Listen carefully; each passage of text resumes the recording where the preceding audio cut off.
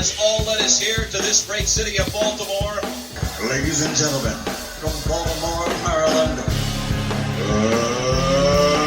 let's get ready to rumble!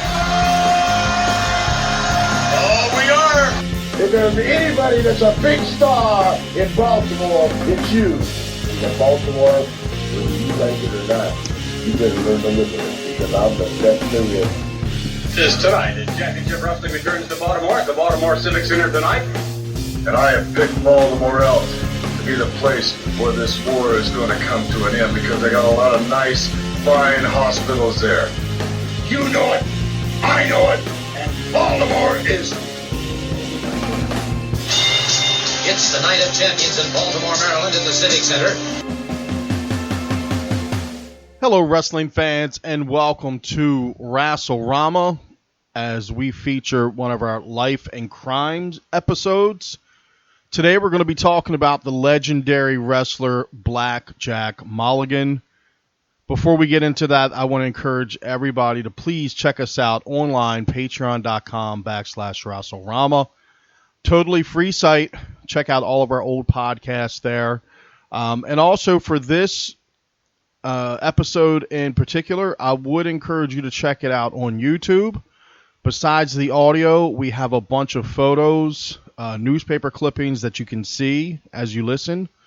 So you can check us out on YouTube. It's at Wrestle-Rama. And for your daily dose of Wrestle-Rama, wrestling history, results, videos, and so much more, check us out on Facebook, facebook.com/Wrestle-Rama. Let's jump into the Blackjack Mulligan Life and Crimes. I remember as a kid, when Blackjack came into the WWF, when I was young, it was 1982, and he was just a giant of a man. And seeing him with that claw, and they put the big red X, just made you think this guy was so violent. And shockingly, when I was doing this episode, he was only in WWF at that time for 6 months.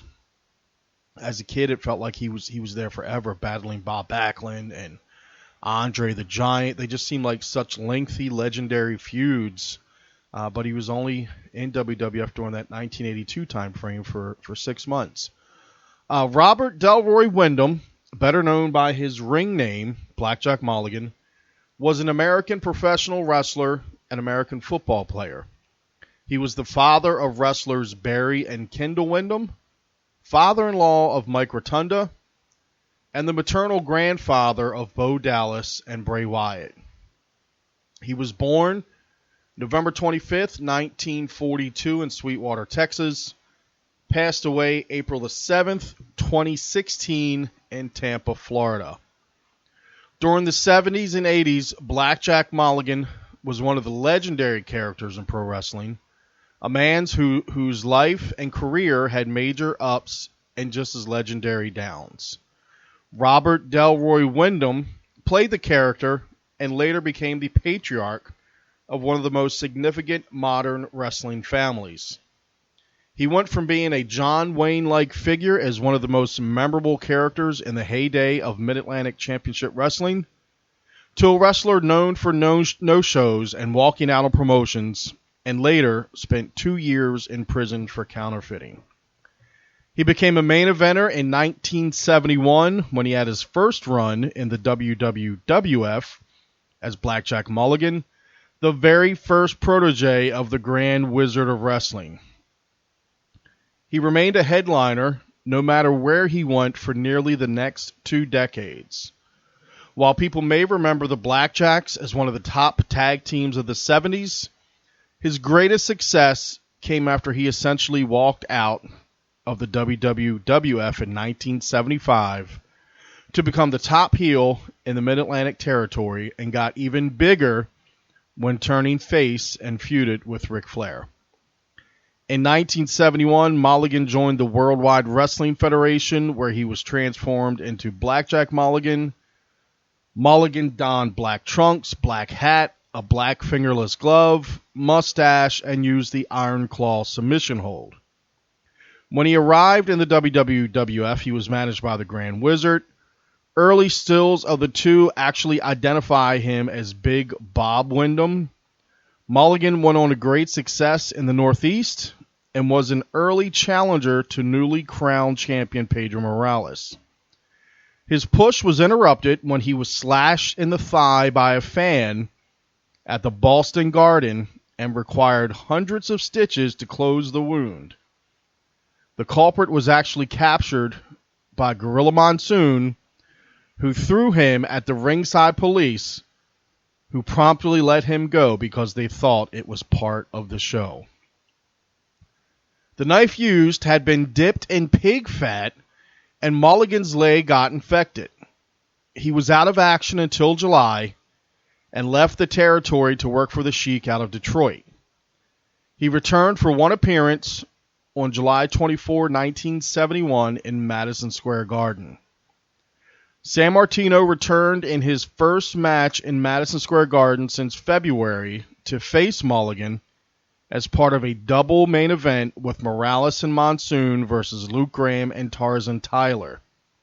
The show drew a sellout 21,912 fans and $103,485, believed to be the first indoor $100,000 gate in U.S. pro wrestling history. Before he left to recover from his wound, Mulligan participated in the Madison Square Garden match against Bruno Sammartino, who was making his first appearance at the arena since the end of his nearly 8-year championship reign. Mulligan attacked Sammartino before the bell. Sammartino quickly recovered, slammed Mulligan twice, and pinned him in 64 seconds. In wrestling terms, everyone got over. The building was sold out, to the delight of promoter Vincent J. McMahon. Sammartino made a strong return to New York, and Mulligan, who was in no condition to work an actual match, received a large payoff to aid his recovery. Once he healed, Mulligan returned to the Midwest and tagged with Blackjack Lanza to form the Blackjacks. Although Mulligan was the much bigger star, the duo went on to capture numerous tag team championships in various NWA affiliated promotions, as well as the WWF World Tag Team Championship in August 1975. There was a match which may have been on October 24, 1975, in Harrisburg, Pennsylvania, where the Blackjacks were defending the tag team titles against Dominic DeNucci and Pat Barrett. In the third fall of a match they weren't supposed to lose, Mulligan was down for a near fall with DeNucci on top and told DeNucci he wasn't kicking out and not to get up. DeNucci and Barrett won the match. Both Vince McMahon Sr. and his son, the current Vince McMahon, were livid at Mulligan losing the title at a house show. They told him that no matter what the fans saw in the arena that night, it wasn't a title change. But they also realized at that moment that Mulligan really was leaving.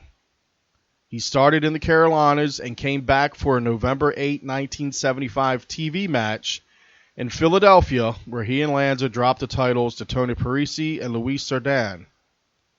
Mulligan split time between the two territories, doing his jobs on the way out in the WWF while appearing regularly on TV and in some of the major Carolina cities before going full-time. The Carolina run was huge, first as a heel, then as Flair's running mate, and then doing the switch. With the benefit of hindsight, even though Flair was going to be a top star under almost any circumstance, most believe that even though Greg Valentine was a superior in-ring wrestler, that Flair's run as the top heel kicked off stronger and drew more with Mulligan than it ever would have had the angle been done with Valentine, as was the original plan. Part of the reason it clicked was because everyone knew Flair and Mulligan were friends. They were together in the clubs after the matches in every city. Flair being the pretty boy type in those days with the wild personality who was always around women could be a heat magnet outside the ring as well as in. Mulligan was always there if there were any trouble because he was so physically intimidating. There was a chemistry with Mulligan that there wouldn't have been with Johnny Valentine, nor would there have been the promos. If they had done it with Greg Valentine, while there was the chemistry, as Flair and Valentine were one of the best heel teams of the last 50 years, Greg Valentine didn't have Mulligan's charisma or promo ability. The two lived next door and bought a Cadillac van together from the beach rock group, the Tams, who were huge in the Carolinas in the area. The party van became legendary. Once, when Mulligan's wife wanted to use the van, Mulligan rushed to clean it out from a night of partying, and when he cleaned out the blonde wig and the pantyhose and God knows what else, it was the impetus down the line for one of the most memorable angles in Carolina history. The angle started with a tease in early 1978. Mulligan was booked for a U.S. title match with Flair as the top contender. There were interviews building up the unique heel versus heel match for the title among longtime partners. Flair was also teaming with Greg Valentine more than Mulligan at the time. The match never happened as Mulligan lost the U.S. title to Tim Mr. Wrestling Woods just before the bout was to take place, and Flair ended up challenging Woods for the title. But it set the stage for disagreements, culminating with Flair destroying Mulligan's cowboy hat that he claimed Waylon Jennings gave him. Mulligan then destroyed one of Flair's most expensive robes. This led to an interview where Mulligan came out with a full box of Flair's things that he had to give him back when he cleaned out the van, including pantyhose and a wig, while Flair went crazy. Mulligan later copied the angle when he did a split in the Amarillo territory with Dick Murdoch a few years later, although that wasn't as successful. In 1982, he went to WWF as a heel for matches with Bob Backlund and Andre the Giant. Ole Anderson tried to replace him with Ron Bass, doing the same character as the big kick-ass cowboy, but Bass didn't have his charisma or promo ability, even though he was better in the ring, and that wasn't going to work. On a side note, I remember when Ron Bass came to the WWF, 86, 87, maybe 88. WWF also gave him the claw and put the big red X on the TV. This was when Bass was using his boot spurs to grind up his opponent's face. I remember WWF put the big red X, and I was like, hey, that's Blackjack Mulligan's red X. So in WWF, the gimmick was that his claw finisher was so violent that it wasn't allowed on television. So he'd put the claw on his hapless foe, and there will be a big X on the screen saying it was censored. And I remember as a kid, we didn't know what the claw was. So we were thinking he had actual claws in the glove, and he was shredding the guy's face, or he had something in the glove that he was just tearing the guy's face apart. The big red X really led to that illusion of Blackjack Mulligan, and it made him a feared guy, at least amongst my group of wrestling friends when we were kids. So sticking with this 1982 era real quick before we get back into the life and crimes of Blackjack Mulligan, I want to go through his 1982 run in the WWF, at least when it relates to his Maryland appearances. So Baltimore, Salisbury, Landover. We're going to run through the dates, matches, results of his Baltimore, Maryland, Salisbury, Maryland, Landover, Maryland appearances, just to give you kind of an idea of what he was doing on the house shows back then. I do remember the matches with Backlund and Andre drew pretty well for the time. So let's get into his first Maryland appearance. Would have been in Baltimore at the Civic Center, April 10th, 1982. It drew 9,600 fans. Blackjack Mulligan fought WWF World Champion Bob Backlund to a double disqualification. After the bout, Mulligan hit Arnold Skaaland, which was Backlund's manager, with the title belt. The very next night, they were in Salisbury at the Wicomico Youth and Civic Center. This was April the 11th, 1982. A smaller venue. This is Blackjack Mulligan defeated Tony Gurria that night. He was then back in Maryland on May the 1st in Landover at the Capitol Center. They drew 10,611 people. Blackjack defeated Tony Gurria in about 10 minutes on that show. Then back in Baltimore for the rematch, June 19th, 1982. This one only drew 8,900 fans. The month before, they drew 9,600 at the Civic Center. For the big rematch, which was a bunkhouse match, they only drew 8,900 fans. WWF World Champion Bob Backlund defeated Blackjack Mulligan in the bunkhouse match at 16 minutes, 31 seconds, when guest referee Gorilla Monsoon stopped the bout due to Mulligan's excessive bleeding.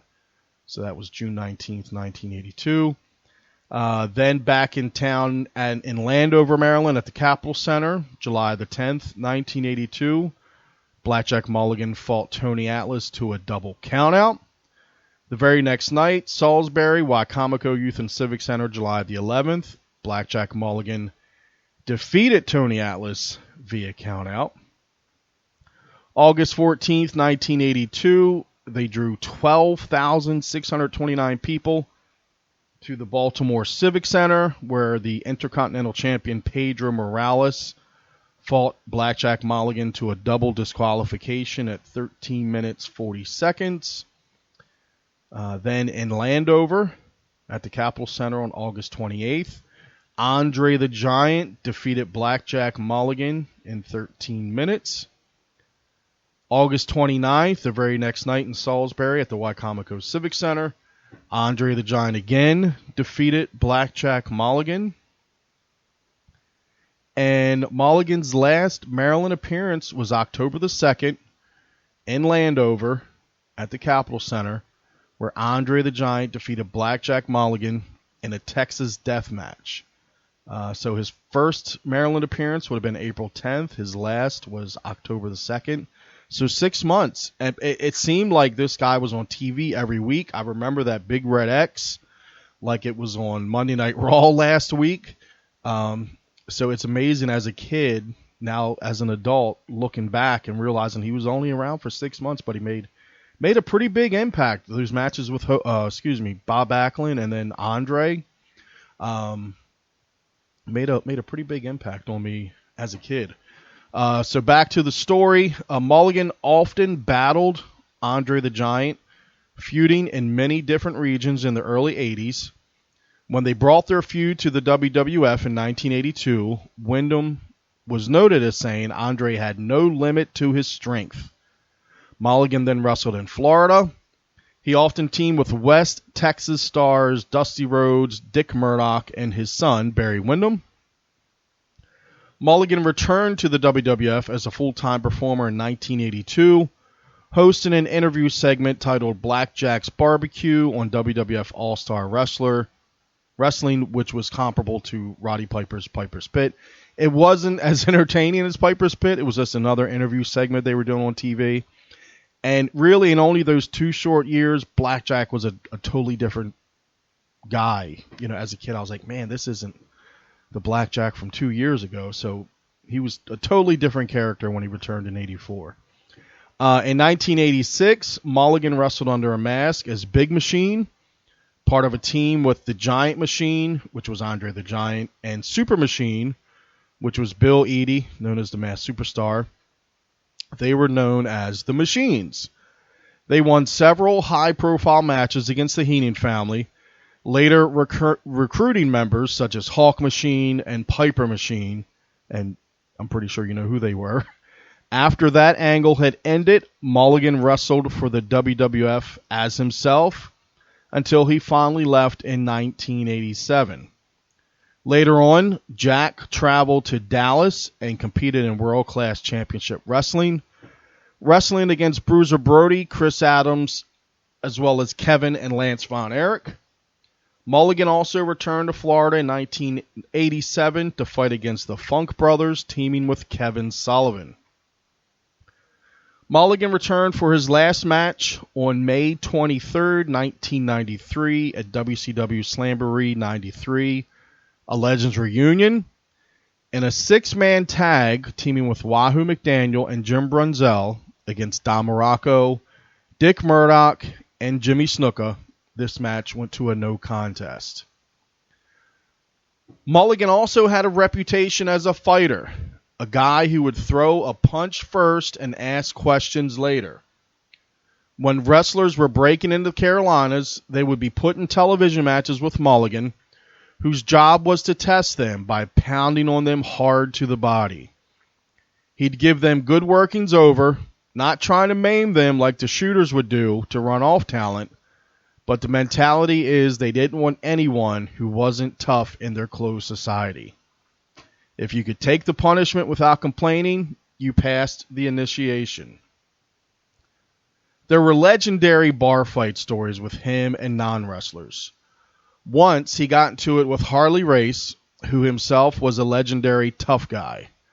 Mulligan ended up on top of Race in a hotel room as they were on the floor between twin beds, and Race couldn't get Mulligan off him.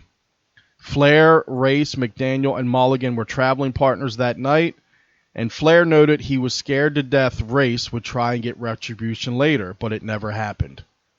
Mulligan knocked out Ole Anderson, who himself was a noted tough guy, at least twice, although Anderson claimed they were sucker punches.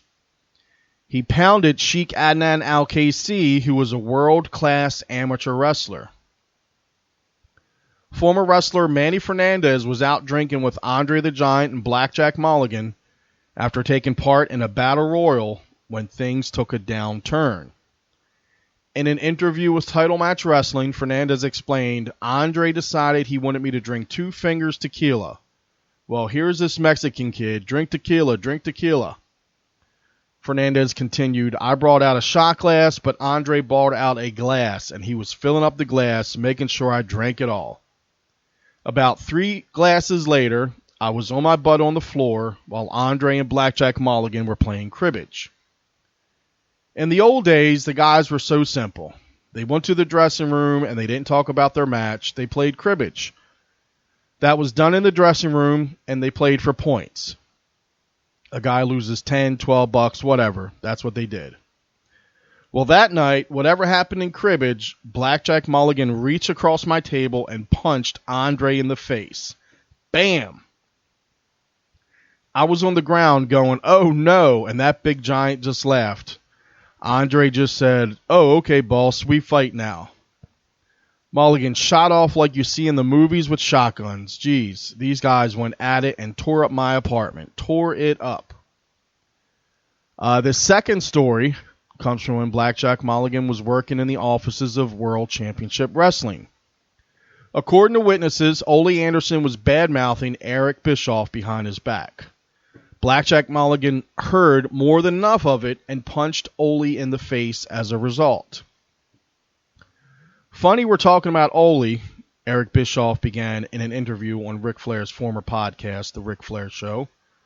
I told this story before, but it's worth telling again, especially here because you knew him so well. You were close to him. I got hired, and after I got a little bit of control and kind of was in management, I liked Ole. You know, he was very much like Vern Gagne. He was just so stubborn and pig-headed, but there was something about him that I just really liked and respected. He certainly was not an office, CNN Center, South Tower kind of guy, but I didn't want to lose him either, so I sent him down to the power plant. Bischoff continued, I know Ole can't hurt anything down there, and he really was good at teaching because he was passionate about the art form. I thought, well, that's a good place for him. He'll be happier. I moved him down here, but I had recently hired Blackjack Mulligan. I did it, I don't want to say as a favor because that's disrespectful. I wasn't looking to hire someone like Blackjack, but he came along at a certain time.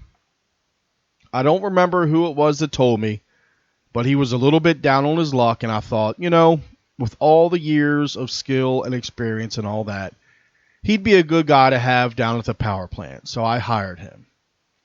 Blackjack was a very, very loyal guy. One day, Ole didn't like the fact that I moved him out of the South Towers and that I was gaining control. He just resented it. I understood, and I didn't take it personally. Ole Anderson made a mistake of going down to the power plant, bad-mouthing me up one and down the other, telling everybody what a piece of crap I was. Blackjack Mulligan was there and knocked him out. During the same interview, Ric Flair discussed how he witnessed Blackjack punch or slap Ole on 5 different occasions. Flair also discussed how he sucker punched Harley Race and Andre the Giant, but quit his job as an agent before Eric was hired after an encounter with Lex Luger's ego that rubbed him the wrong way. On December 29, 1987, The Observer reported that probably the best match on recent independent cards took place in the dressing room at Miami Marine Stadium. Blackjack Mulligan saw Bob Roop, who represented the United States in Greco-Roman wrestling in the 1968 Olympics, in the dressing room and pummeled on Roop so badly that Roop needed medical help. Apparently, there were some problems going back to when Roop booked Florida. But his most famous fight, or fights, were incidents with Andre the Giant. In one, Andre threw him into a wall in a hotel so hard that Mulligan went through the wall and into the next room, which was occupied by people. The other more famous was in Virginia Beach after a show in Norfolk when the wrestlers had a party in a beachfront hotel. Mulligan winked at Murdoch and then sucker punched Andre. Andre was so mad that he grabbed both Mulligan and Murdoch, dragged them out of the room, down the beach, and into the Atlantic Ocean, and held both underwater until it was broken up.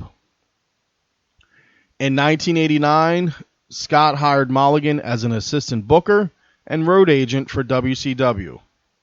Less than 2 weeks later, Mulligan, in a suit and tie, had a discussion with Lex Luger after being told he was going to wrestle Dutch Mantell. Luger apparently said to Mulligan, talking about himself in the third person, "Why would a Lex Luger wrestle a Dutch Mantell?" Mulligan allegedly wanted to punch Luger, but instead got so frustrated that he quit on the spot, telling Scott that he couldn't relate to modern wrestlers. Besides Barry, Mulligan's son Kendall Windham was a pushed wrestler in Florida. He got a big push in Florida, but was tall and thin, and his look didn't translate well in the steroid era on a national basis. He was never a major star and faded out of wrestling after a few years. His daughter Stephanie married Mike Rotunda, Barry Windham's frequent tag team partner, including as WWF Tag Team Champions. On December 26, 1989, Robert and Kendall Windham were arrested on charges of trying to pass counterfeit $20 bills. The two were held on $25,000 bail. Barry Windham posted the bail for both of them. The two were charged with trying to pass the counterfeit bills on December 22, 1989. After the Windham's arrest, the 9-member counterfeit ring started crumbling. The ring had been under investigation dating back to April, when 2 of the men in the ring apparently printed up $1.2 million in fake 20s. Undercover police made a deal to buy $1 million of fake 20s for $250,000 in cash. The man who brought the suitcase to the undercover officers was reported as being Bob Windham, also known as Blackjack Mulligan. Police at the time believed that the money was originally earmarked to be used to buy into big-time drug action. The money had been printed for payment for a drug deal that ended up never occurring, and that about $500,000 of the counterfeit money had been passed around in the Tampa area. But they also believed they recovered most of it. As a result of a plea agreement, both father and son spent 24 months in federal prison and were released in 1992. Bob and Kendall Windham pleaded guilty to possession and trying to sell $1 million in counterfeit $20 bills. The two weren't charged with any other crimes in exchange for helping the Secret Service solve the case. However, Windham also claimed the story put out wasn't true and that he never rolled for the police or those he worked with.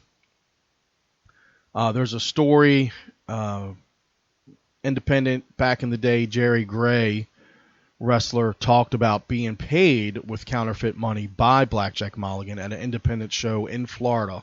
Around this time, Jerry Gray said all the wrestlers were paid out of a big pile of $20 bills. This bit here I'm about to go into is from the Tampa Bay Times, May 16th, 1990. Father-son sentence in counterfeiting deal. A father and son professional wrestling team from Tampa was sentenced Tuesday to 2 years in prison for trying to sell $1 million worth of counterfeit money to undercover agents last December. Kendall Windham, 23, was sentenced to 2 years and 3 months, followed by 2 years probation. His father, Robert Windham, 48, was sentenced to 2 years plus 2 years probation. The elder Windham, who wrestles under the name Blackjack Mulligan, pled guilty in March to attempted passing of counterfeit money. His son pled guilty in April. According to plea agreements, Robert Windham met with undercover U.S. Secret Service agents December 22nd in Brandon. Windham sold $1,020 in bogus $20 bills and agreed to meet the agents later in the day and sell more counterfeit money. At the second meeting, Robert Windham showed up with 2 suitcases containing more than $1 million in counterfeit cash and offered to sell it for $250,000. His son arrived in a separate car. Both Windhams and another man were arrested when they tried to close the deal. The U.S. Secret Service called the December seizure one of the largest single seizures of counterfeit currency in the country. The money originally was intended as payment in a drug deal that never occurred. When the printers became suspicious that they were being investigated, they buried more than $1 million of their handiwork at a home on Line Ball Avenue. In addition to the Windhams, 7 other men were arrested in January and charged with taking part in the scheme. Blackjack Mulligan passed away on April the 7th, 2016 at the age of 73. He had health problems for decades, dating back to the late 70s, when he was running hard both in and out of the ring with Ric Flair as the stars of the promotion. He had several heart attacks over the years, including one last year. He was said to be in the range of 500 pounds. He hadn't even been seen in public since being talked into attending the 2006 WWE Hall of Fame ceremony, where the Blackjacks tag team of he and Jack Lanza were inducted. He had at first declined the invitation, citing health issues, but they persuaded him to attend. While he remained active on the phone with friends for the next decade, he made it clear that he didn't want people outside of his family to see him in the shape he was in. On more than one occasion, he was near death, including a hospital stay last year, where he was told he had only days to live. And when it's last year, it's, last year from the year he died, 2016. At another point, his family that worked for WWE, son-in-law Mike Rotunda, and grandsons Wyndham Rotunda, which was Bray Wyatt, and Taylor Rotunda, which was Bo Dallas, flew back home before television tapings to be with him. But on his deathbed, he kept kicking out. Every few weeks, rumors would start on the internet among wrestlers that he had passed away. But again, he did finally pass away April 7th, 2016 at the age of 73. And again, as a kid, I remember Blackjack hitting WWF in 1982. All we saw at the time was WWF. I'd seen photos and stories of him in Pro Wrestling Illustrated, The Wrestler, Inside Wrestling. but never actually saw him compete. So when he debuted and had that, he was a giant man, had that glove. They put the big red X on TV. Very intimidating guy. And to see him live against Backlund and Andre, something I'll always remember. He wasn't great in the ring, did great interviews, and he looked and moved and acted like a big, bad pro wrestler. That's it for the Life and Crimes on Blackjack Mulligan. I hope you enjoyed this episode. And again, if you're listening to the audio version, whether it's on our Patreon, Spotify, or wherever else you get your podcast, I encourage you to check it out on our YouTube channel, because besides the audio, you'll also get some visual newspaper clippings, some old photos of Blackjack. We kind of add some extra stuff in there for our YouTube channel. But again, check us out online, patreon.com/Rasselrama. That's RASSLERAMA. And you can also find us on Facebook, Twitter, YouTube, Instagram. All the social media, we are at Rasselrama. Hope you enjoyed this episode, guys. And until next time, take care and see ya.